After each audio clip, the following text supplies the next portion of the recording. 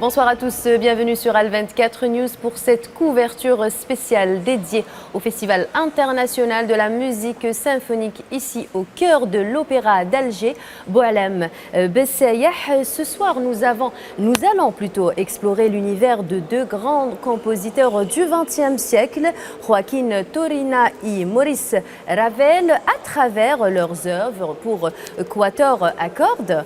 Pour nous guider ce soir dans ce voyage musical, j'ai le plaisir d'avoir sur ce plateau et d'accueillir Señor Miguel Jorda Saun. Buenas tardes, bonsoir Miguel et merci d'avoir accepté notre invitation et bienvenue en Algérie.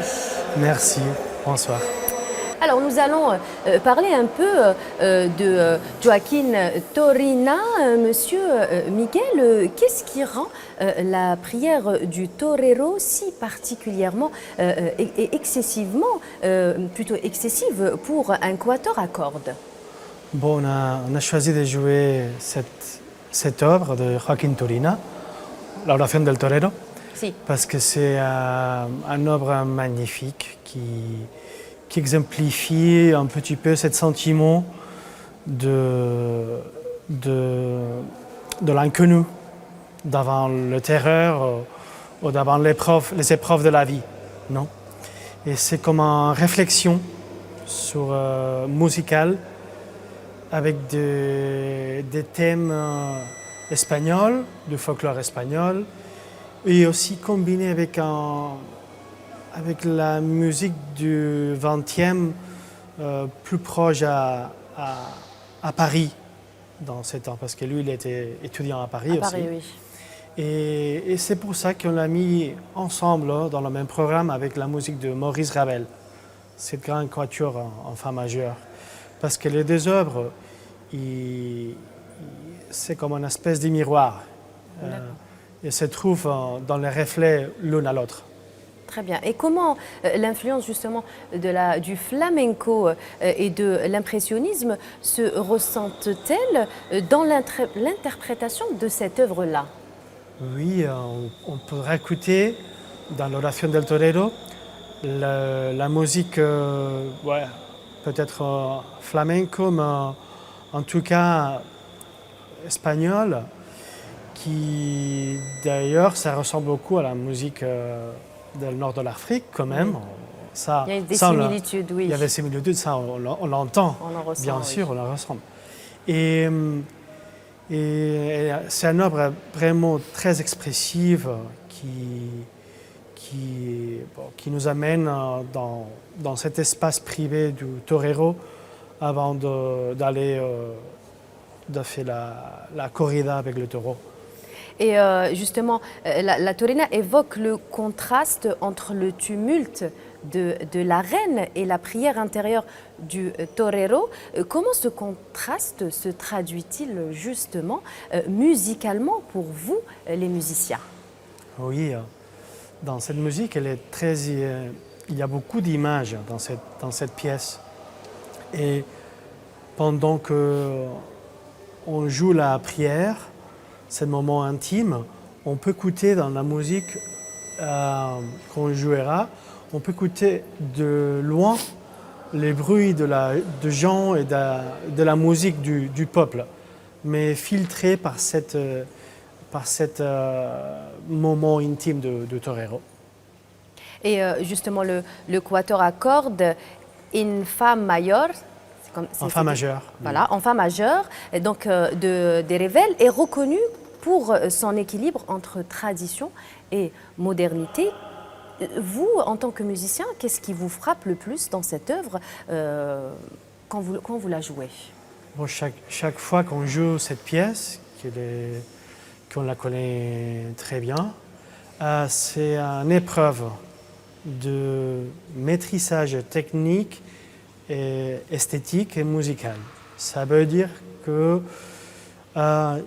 demande beaucoup de précision, beaucoup de prise de décision au moment même de la scène, quand on joue. Et vous pourrez écouter dans cette musique, il y a toute la modernité dans cette époque.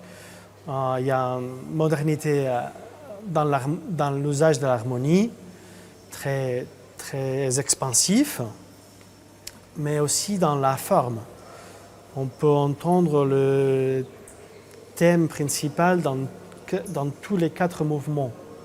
C'est comme un cycle. Un cycle, oui. C'est la musique cyclique, on dit un peu. Il réutilise, il recycle le thème principal du premier mouvement qu'il apparaît dans tous les autres 3 mouvements tout au long de la pièce. Et comme ça donne une unité formale et structurelle très particulière.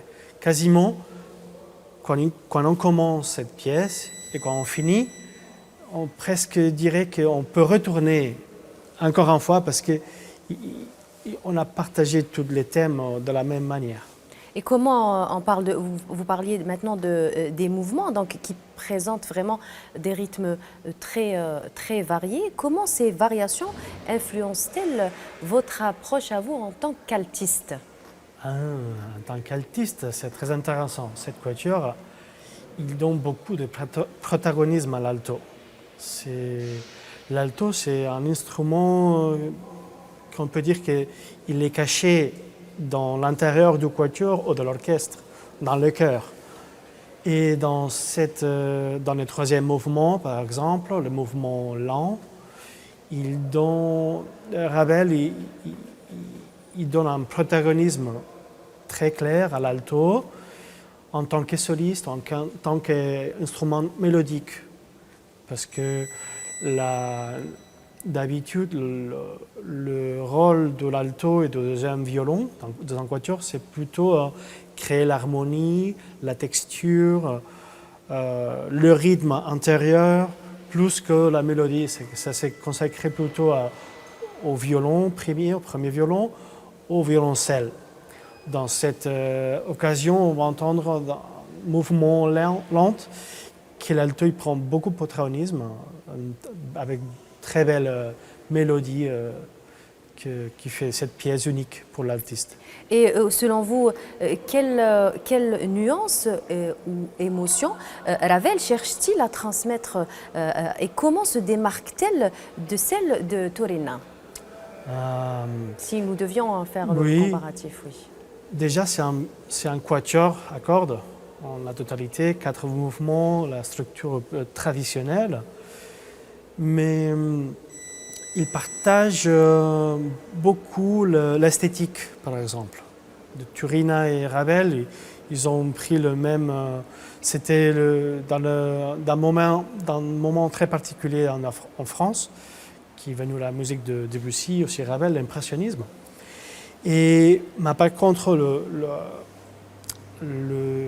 comment on dit, la grandeur de l'œuvre de Ravel, oui, ça se voit, c'est un 4 mouvements cycliques.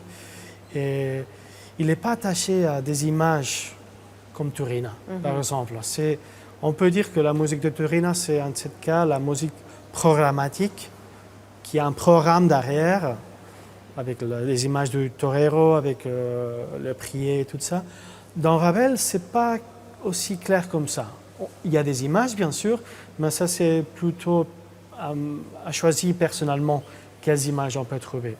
Pour moi, en tant que musicien, j'ai trouvé des images, par exemple, du faune, comme l'après-midi de la musique de Debussy, du faune qui se réveille dans un ambiance mythologique, qui fait la sieste, et il est dans un monde magique. Peut-être il y avait quelque chose de cette sorte d'image en Ravel. Excellent. Donc on va un peu revenir au festival. Donc est-ce que, je vais vous poser la question, c'est votre première fois en Algérie déjà?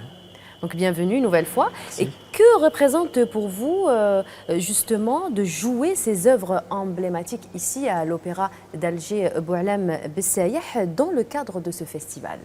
Bon, pour nous, c'était un plaisir, une immense joie de recevoir l'offre de jouer ici. C'est à travers le public aussi algérien, comment a ressenti le public algérien ces œuvres? Quel a été le partage avec le public algérien? Je pense qu'ils vont aimer beaucoup, j'espère, la musique parce elle est charmante. La musique elle est très belle et je pense qu'on on va s'entendre avec le public algérien, bien sûr. Et nous en parlions au début de l'entretien. Donc l'Algérie possède une riche tradition musicale. Avez-vous, je pense que oui, il y a des similitudes entre nos traditions musicales et les vôtres, et surtout avec les œuvres de Torina ou Revel. Est-ce qu'il y a une similitude entre les deux traditions musicales? Peut-être. Bon, il faut penser que Turina, il est un compositeur espagnol il était né dans l'Andalousie, alors dans le sud de l'Espagne. Et aussi parce que, je ne sais pas, après la musique, il n'y a pas de nationalité dans la musique, il y a des ressentis. Par exemple, nous le Quatuor Gérard, on est un groupe, un quatuor méditerranéen. Hein? On partage beaucoup avec l'Algérie, beaucoup plus qu'on pense. On mange le même et on partage la même vue de la mer Méditerranée et tous les rêves qui viennent avec. Non? Avec, oui, oui. Et en tout cas, on est très content d'être ici, de partager notre musique, notre émotions, notre passion pour la musique avec le public dans l'Opéra d'Algérie. Et on pense que ce sera une très belle fête aujourd'hui. Excellent. Merci beaucoup, Miguel, d'avoir été avec nous. Merci à vous, chers téléspectateurs, de nous avoir suivis. On vous laisse avec Miguel qui va nous jouer quelques notes pour adoucir la fin de cette émission. Oui. Allez-y. Je vais jouer un petit morceau. Dites-nous. Ça s'appelle Le chant des oiseaux. C'est une chanson catalane, très ancienne, anonyme, qui chante pour la paix. Alors, allez-y.